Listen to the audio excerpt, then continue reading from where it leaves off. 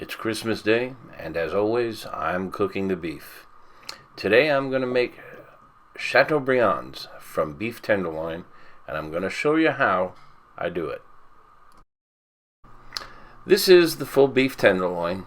Comes right out of a plastic bag, and you can see it's got a lot of silver skin here, which can shrink, and it can also be very tough, so we're going to remove that. There's a lot of fat, and you can see it's funny shape. It's thick on one end, and it tapers to a thin edge on the other end. On the side here, there's a loose muscle called the chain, and we're going to remove that. Just easy to peel off with your fingers, a little help with a knife, and we're going to set that aside, and we're going to clean it up, peel off the fat, and that's going to make great stew meat or stir-fry meat. And we're going to have a lot of trimming from this to use for stewing or stir-fry. Really excellent meat just for that purpose. So we're going to set that aside.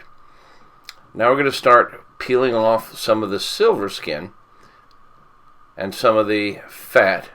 Trim off the tail there. That goes into the stew meat. And on the sides of the fat end, there's a couple of little muscles that stick out, and they'll slow the cooking. The idea here is to try to make it as uniform in thickness as possible so it cooks uniformly, evenly, so all of it can be cooked to perfect medium rare, which we know is the most tender and juicy, 130 to 135 degrees. Now, if you want, you can leave a little bit of the knobby end on there, and that'll cook a little less, and it'll be rare for those of your family who like it really mooing and grunting and squealing. And you can leave a little thin end at the far end for people who want it more well done or medium. But I'm going to try to make it into a perfect classic Chateaubriand. So peeling off this silver skin first here. You can see I'm really fast with a knife. And some globs of fat. It doesn't hurt to leave a little extra fat, but you don't want silver skin. Okay? Now, we could start right here. We could cook right here, and you'll have rare on one end and medium on the skinny end. Or we can just lop off that skinny end. That alone could be a steak, a nice meal. Or, as I say, it can be cut up into stew meat or stir-fry meat.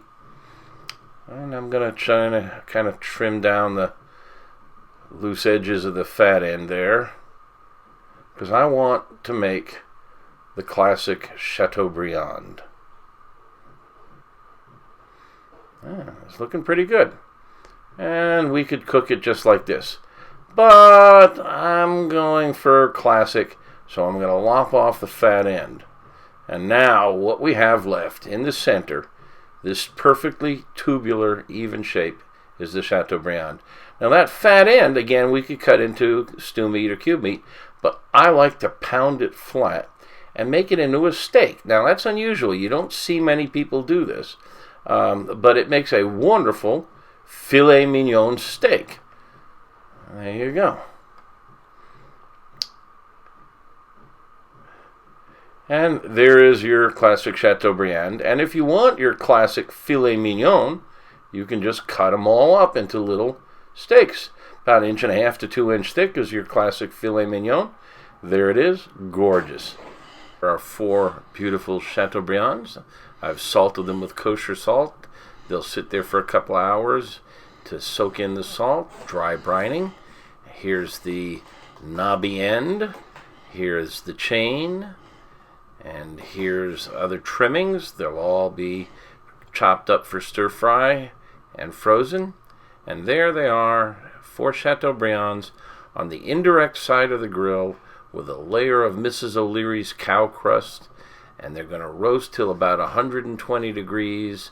And then I'm going to roll them over onto the hot side, sear them, get a good, nice, dark crust, and then slice them into individual, beautiful, decadent, lovely, juicy servings. If you're watching this on YouTube, there's a link below that brings you to the full recipe, including a link to the rub and the cooking technique and more details on how to prep it.